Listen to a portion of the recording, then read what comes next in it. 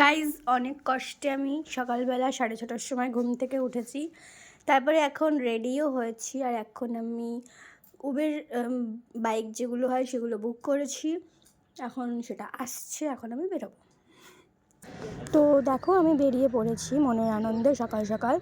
এটা একটা ছোট কাজ, এটা কোনো ইন্ডাস্ট্রিয়াল কাজ নয়, তবুও যেহেতু কলকাতায় আসার পর এটা আমার প্রথম কাজ, একটা ইউটিউবের ছোট কাজ, সেই জন্য সকাল সকাল বেরিয়ে পড়েছি। তো এখন আমি চলে এসেছি লোকেশানে, এটা হচ্ছে গল্ফ গ্রিন সেন্ট্রাল পার্ক। তো আমি জানি না তোমরা কারা কারা চেনো, আমি আজকে ফার্স্ট টাইম এখানে এসেছি। তোমাদেরকে একটু ব্যাক ক্যামেরা দেখিয়ে দিই জায়গাটা কোনটা।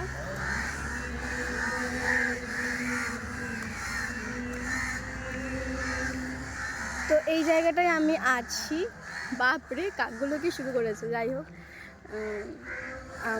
আমি তোমরা জানিও কার কার বাড়ির কাছাকাছি এটা।